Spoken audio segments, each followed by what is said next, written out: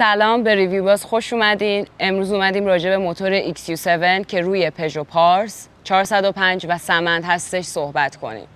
یکی از شایع‌ترین ایرادات این موتور واشر زدنشه که میخوایم امروز این مشکل رو بررسی کنیم. اصلا چرا XU7 واشر میزنه؟ اصلی ترین دلیلش رو شاید میشه گفت قرار گرفتن دو تا سوپاپ دود توی سیلندر 2 و 3 کنار همدیگه است که این ایراد مهندسی باعث میشه که حرارت تو اون نقطه بره خیلی بالا و در نهایت منجر به واشر زدن بشه. حالا با همه این تفاصیل کاری میتونیم انجام بدیم که اصلا واشر نزنه؟ با توجه به این مهندسی میشه گفت نه. ولی میتونیم کاری بکنیم که این اتفاق به تعویق بیفته؟ بله. قبل از اینکه بریم سراغ ادامه ویدیو، سابسکرایب کن و اون زنگوله رو روشن کن. ویدیوهایی میسازیم که قطعا به کارت میاد. به طور کلی و ساده فهمیدیم که موتور داغ میشه که واشر میزنه. پس ما باید چیکار کنیم این اتفاق نیفته؟ باید جلوگیری کنیم از اینکه موتور داغ بشه. برای جلوگیری از داغ شدن موتور مستقیم میریم سراغ سیستم خنک کننده که این سیستم شامل یه سری اجزاه و این اجزا باید به درستی کاراشون انجام بدن.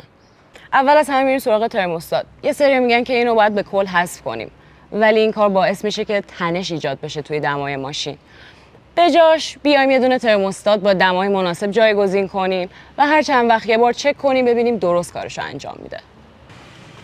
این آب مایه حیات من و شماست، ولی این آب شهری برای این موتور چنان خوب نیست. به جای آب میتونیم از ضد یخ استفاده کنیم، چون اگه آب بریزیم باعث میشه که پوسیدگی ایجاد بشه و در نهایت واشرمون ضعیف‌تر و زودتر به واشر زدن میرسه.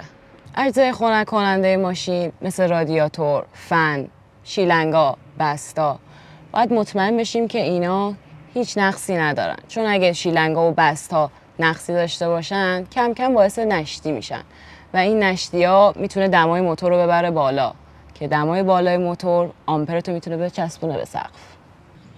اگه دیدی آمپرت بیشتر از حد معمول رفته بالا، سریع فنتو چک کن. میتونی کولرتو روشن کنی ببینی فن دور تندت کار میکنه یا نه.